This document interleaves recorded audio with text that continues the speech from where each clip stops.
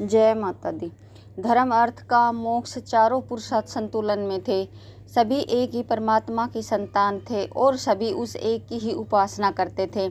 लेकिन समय का चक्र रुकता कहाँ है। द्वापर युग का अंत होने लगा, धर्म का सूर्य धीरे धीरे अस्त होने लगा और जैसे जैसे कलयुग की छाया पृथ्वी पर पड़ने लगी, वैसे वैसे लोगों के दिलों में अज्ञान का अंधकार भरने लगा। मक्केश्वर नगर में भी परिवर्तन होने लगे। जो लोग पहले शिव की उपासना करते थे, वे लोग संस्कारों का वास्तविक अर्थ भूलने लगे। वे केवल बाहरी क्रियाकलापों में उलझ गए। और तब आई वो काली रात्रि। कलयुग के प्रभाव से प्रभावित होकर कुछ लोगों के मन में एक विकृत विचार आया। उन्होंने सोचा, अगर वे इस दिव्य शिवलिंग को छुपा दे तो केवल के वे ही इस शिवलिंग की शक्ति के अधिकारी बन जाएंगे। हाय मानव की मूर्खता! क्या वे नहीं जानते थे कि महाकाल को कैद नहीं किया जा सकता? क्या वे भूल गए कि शिव तो सर्वव्यापी है? सुनिए, अब मैं आपको उस रात्रि की कहानी सुनाती हूँ, जिसे याद करके आज भी मेरा हृदय कांप जाता है। अमावस्या की वो काली रात थी। तारे भी मानो छुप गए थे डर के मारे। हवा भी नहीं चल रही थी, मानो प्रकृति ही सांस रोक कर बैठी हो।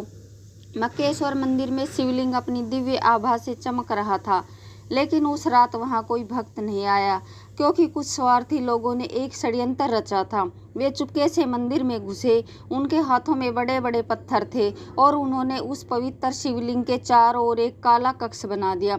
जब पहला पत्थर शिवलिंग के सामने रखा गया तो पूरी पृथ्वी कांप उठी। जब दूसरा पत्थर रखा गया तो आकाश में बादल गरजे और जब तीसरा पत्थर रखा गया तो देवताओं के आंसू बारिश बनकर बरसे। लेकिन वे अज्ञानी लोग समझ नहीं सके। उन्होंने सोचा कि ये सब प्राकृतिक है। वे अपने काम में लगे रहे और अंत में जब उन्होंने शिवलिंग को पूरी तरह से छुपा दिया तो एक दिव्य आवाज आसमान से आई, हे मूर्खों, तुमने जो किया है उसका फल तुम्हें और तुम्हारी आने वाली पीढ़ियों को भुगतना पड़ेगा। मैं यहाँ से जा नहीं रहा, बल्कि तुम ही मुझसे दूर हो गए हो।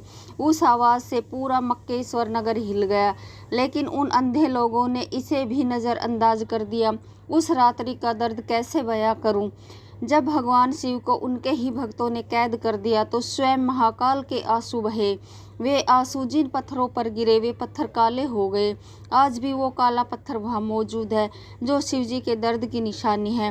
महादेव का हृदय करुणा से भरा था। वे जानते थे ये सब कलयुग का प्रभाव है।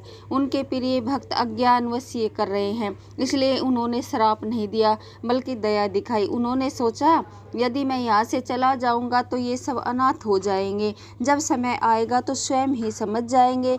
इसलिए भगवान शिव आज भी वहाँ मौजूद है, कैद नहीं बल्कि